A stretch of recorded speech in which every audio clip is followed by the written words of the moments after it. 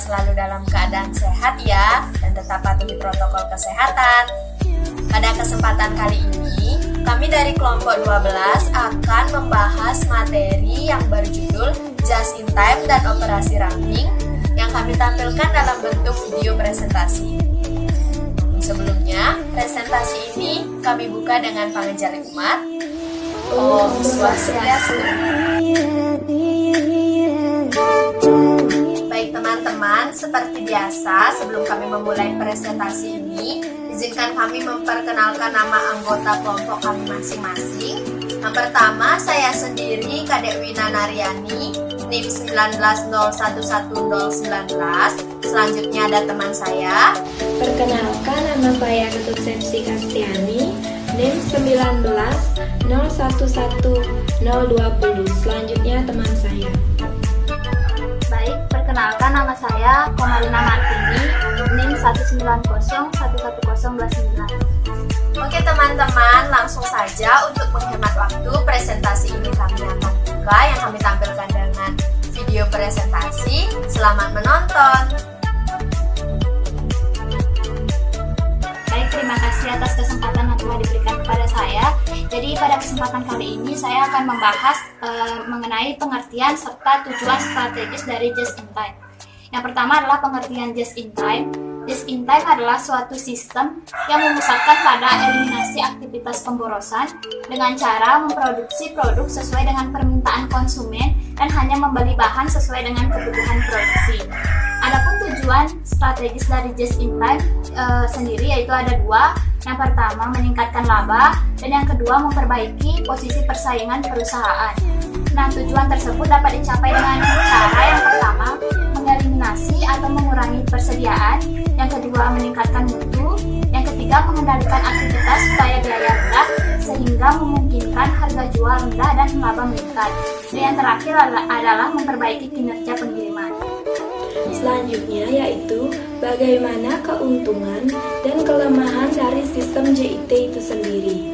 Yang pertama yaitu keuntungan JIT, yaitu seluruh sistem yang ada dalam perusahaan dapat berjalan lebih efisien. Yang kedua, pabrik mengeluarkan biaya yang lebih sedikit untuk mempekerjakan para stafnya. Yang ketiga yaitu barang produksi tidak selalu dicek, disimpan, ataupun diretur kembali. Yang keempat, kertas kerja dapat lebih simpel. Dan yang kelima yaitu penghematan yang telah dilakukan dapat digunakan untuk mendapatkan profit yang lebih tinggi. Misalnya yaitu dengan mengadakan promosi tambahan. Selanjutnya yaitu kelemahan dari sistem JIT, yaitu tingkat order ditentukan oleh data permintaan historis. Jika permintaan naik melebihi dari rata-rata perencanaan historis, maka inventory akan habis dan akan mempengaruhi tingkat pelayanan konsumen. Oke teman-teman, di sini saya akan melanjutkan presentasi dari teman saya. Di sini saya akan membahas mengenai perbandingan antara sistem produksi just in time dan juga sistem produksi tradisional. Ada beberapa perbandingan antara kedua sistem produksi ini. Yang pertama adalah sistem tarikan dan juga sistem dorongan. Baik, di sini saya akan menjelaskan kedua sistem tersebut. Yang pertama adalah sistem dorongan. Sistem produksi just in time menggunakan sistem tarikan, yang dimana artinya seluruh aktivitas dalam perusahaan tersebut terjadi karena adanya permintaan dari konsumen.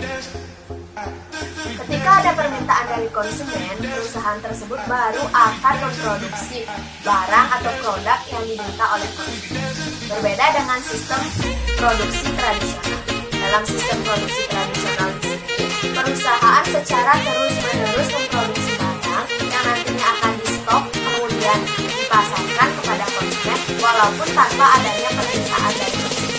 Saya berikan contoh, sistem produksi just in time di sini berlaku untuk misalnya perusahaan donat, usaha dagang donat. Ketika ada permintaan donat dari konsumen di sana, perusahaan tersebut baru akan memproduksinya, tidak menstok barang, tidak membuat terlebih dahulu. kemudian didiamkan baru dipasarkan. Namun ketika ada permintaan dari konsumen, produksi donat ini baru dilangsungkan. Berbeda dengan perusahaan manufaktur seperti contohnya perusahaan pakaian. Dalam pabrik pakaian tersebut, secara terus-menerus diadakan produksi walaupun tanpa adanya permintaan dari konsumen.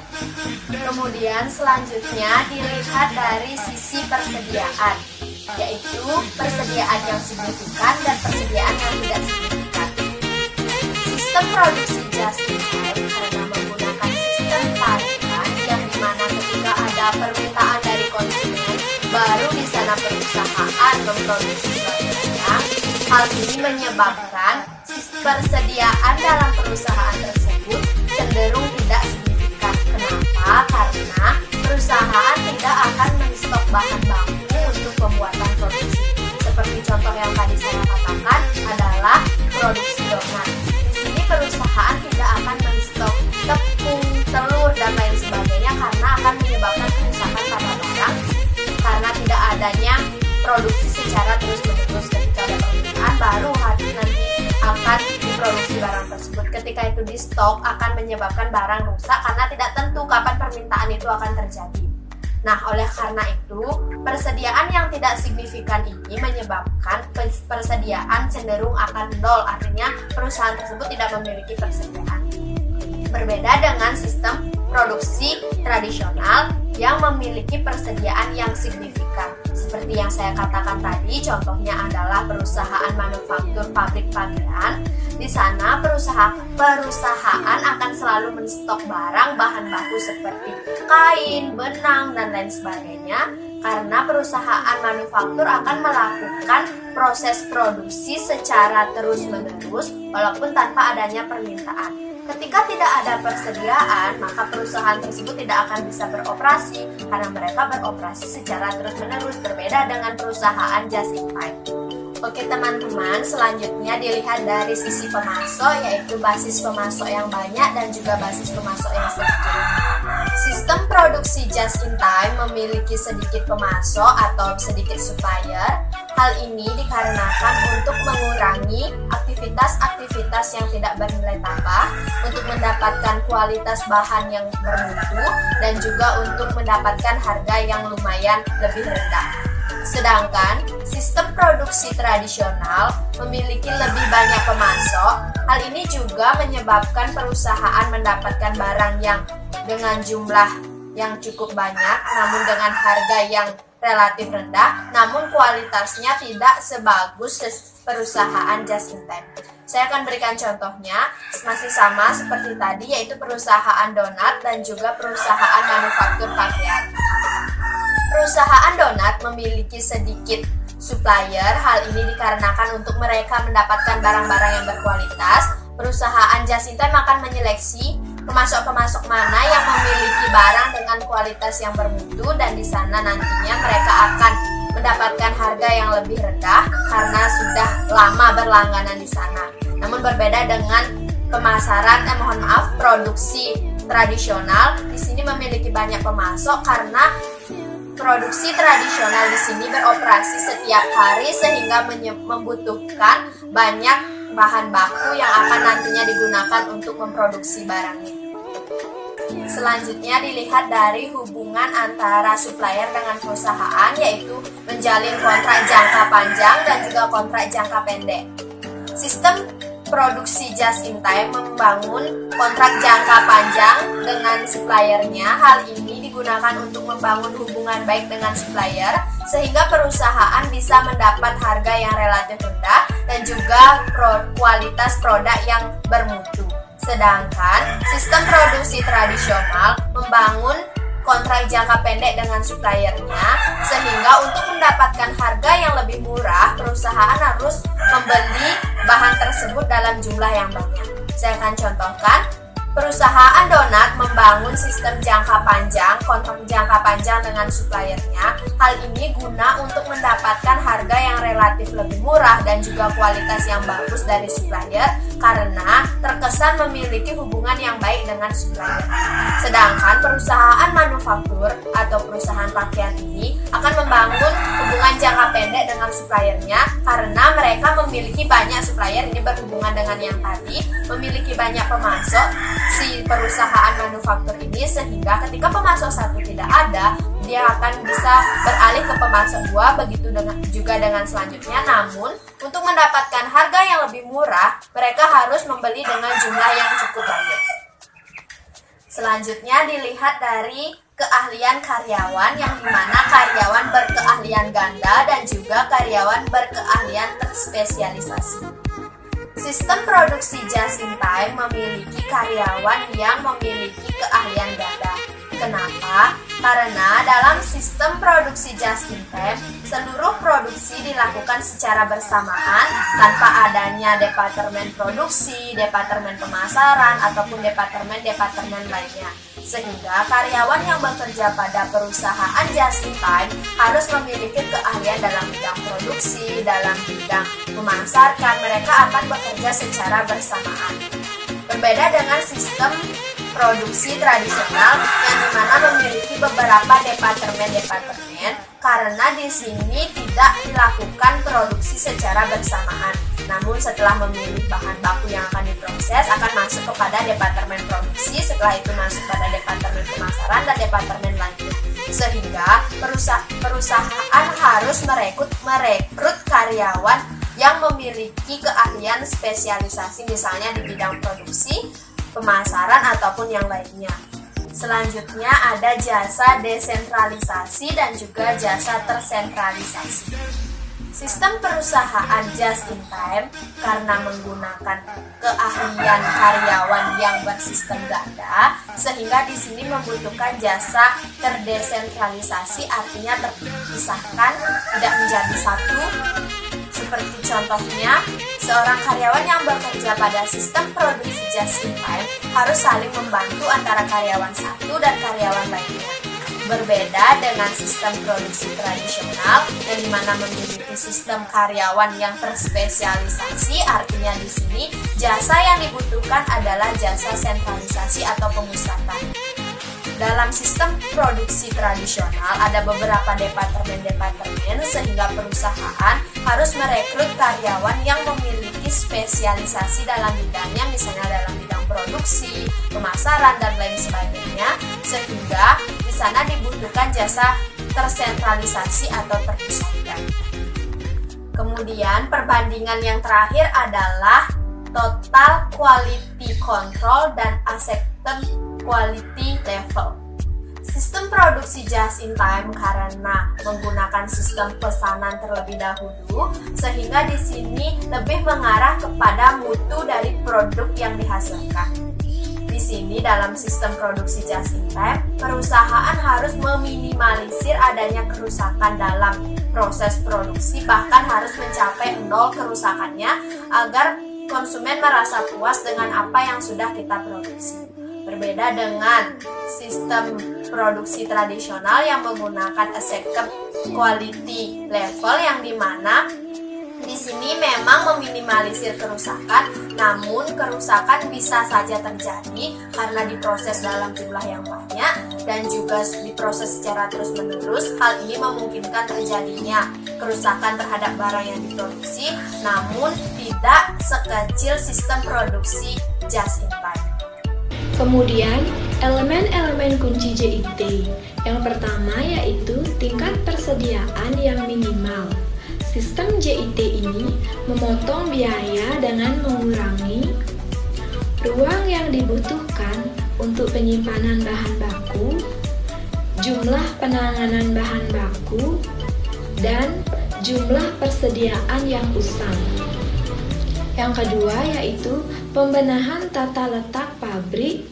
Yang ketiga yaitu arus lini, yaitu jalur fisik yang dilewati oleh sebuah produk pada saat bergerak melalui proses fabrikasi dari penerimaan bahan baku sampai ke pengiriman barang jadi.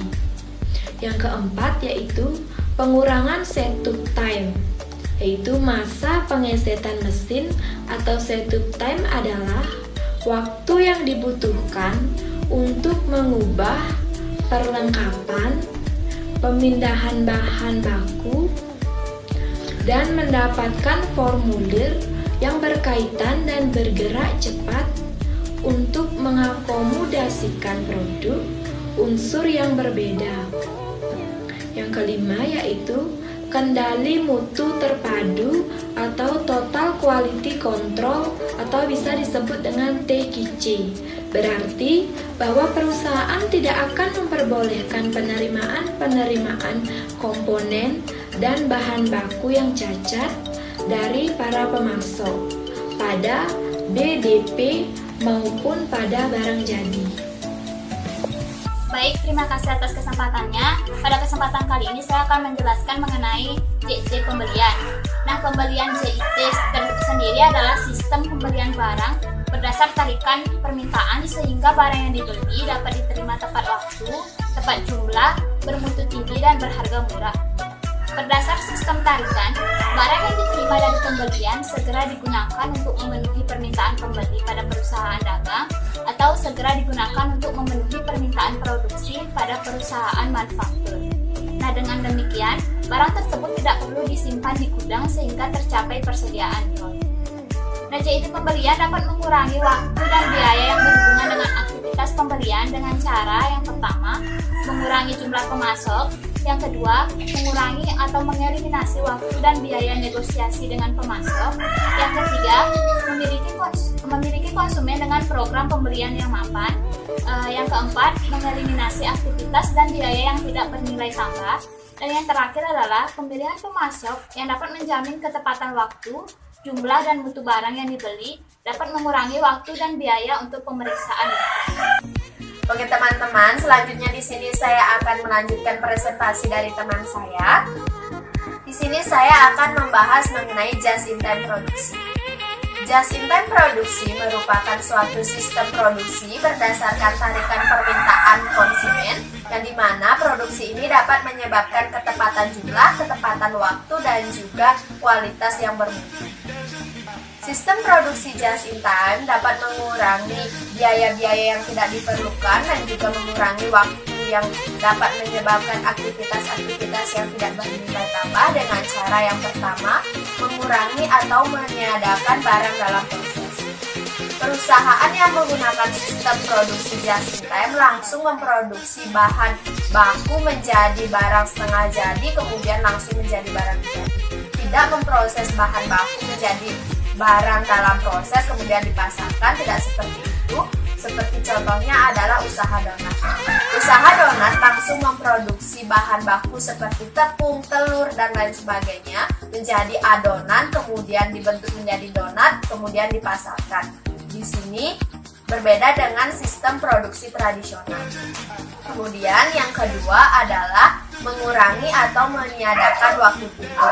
Waktu tunggu di sini berkaitan dengan barang dalam proses tadi. Ketika bahan baku diproses kemudian dijadikan barang dalam proses, hal ini akan menyebabkan atau memakan waktu menunggu barang tersebut untuk diproses menjadi barang jadi. Dalam sistem produksi just-in-time hal tersebut tidak berlaku karena untuk mengurangi biaya-biaya yang tidak diinginkan. Dan yang terakhir adalah mengurangi atau menyederhanakan proses produksi. Seperti yang sudah saya jelaskan tadi, dalam sistem produksi just-in-time di sini, proses produksi langsung dilaksanakan dari awal hingga akhir dalam satu kali proses. Langsung dari mengolah bahan baku langsung menjadi barang jadi, sehingga proses produksinya menjadi lebih sederhana dibandingkan proses produksi tradisional. Oke, selanjutnya di sini saya akan membahas mengenai aspek-aspek penting dalam sistem produksi just-in-time. Sistem produksi just-in-time memiliki 4 aspek penting, yaitu yang pertama, seluruh aktivitas yang tidak bernilai tambah terhadap proses produksi barang ataupun kepuasan konsumen harus dieliminasi. Yang kedua, adanya komitmen untuk meningkatkan mutu menjadi lebih baik. Yang ketiga, selalu mengupayakan penyempurnaan secara berkesinambungan. Dan yang terakhir adalah menyederhanakan proses produksi. Baik, selanjutnya di sini saya akan membahas tentang operasi ramping. Nah, operasi ramping sendiri merupakan praktik produksi yang mempertimbangkan segala pengeluaran sumber daya yang ada untuk mendapatkan nilai ekonomis terhadap pelanggan tanpa adanya pemborosan. Dan pemborosan inilah yang menjadi target untuk dikurangi. Adapun tujuan dari operasi ramping sendiri yang pertama adalah mengeliminasi pemborosan yang terjadi dalam bentuk waktu, usaha, dan material pada saat melakukan proses produksi. Yang kedua, memproduksi produk sesuai pesanan dari konsumen. Dan yang ketiga adalah mengurangi biaya seiring dengan meningkatkan kualitas produk yang dihasilkan. Prinsip-prinsip dalam penerapan sistem operasi ramping yang pertama yaitu mengidentifikasi nilai produk berdasarkan pada pandangan dari para pelanggan, di mana pelanggan menginginkan produk baik berupa barang maupun jasa dengan kualitas yang superior, harga kompetitif, dan pengiriman yang tepat waktu. Perusahaan harus berpikir melalui sudut pandang pelanggan dalam melakukan desain produk, proses produksinya, serta pemasarannya. Yang kedua yaitu dengan membuat dan melakukan identifikasi terhadap aliran proses produk, sehingga kegiatan yang dilakukan dalam memproses produk dapat diamati secara detail. Yang umumnya, banyak perusahaan tidak melakukan pembuatan aliran proses produk, melainkan aliran proses pertimbangan apakah memberikan nilai tambah kepada produk yang dibuat, kemudian menghilangkan pemborosan yang tidak bernilai tambah dari semua aktivitas yang terdapat dalam proses value stream tersebut, dengan menganalisa value stream yang telah dibuat. Oke teman-teman, sekian presentasi dari kelompok kami yang kami tampilkan dalam bentuk video presentasi. Bila mana ada kesalahan dalam penyampaian materi ataupun hal yang lainnya, kami mohon maaf. Terima kasih atas semua pihak yang sudah berpartisipasi dalam pembuatan video ini. Akhir kata kami tutup dengan para pesanti. Om Santi Santi Santi Santi. Santi.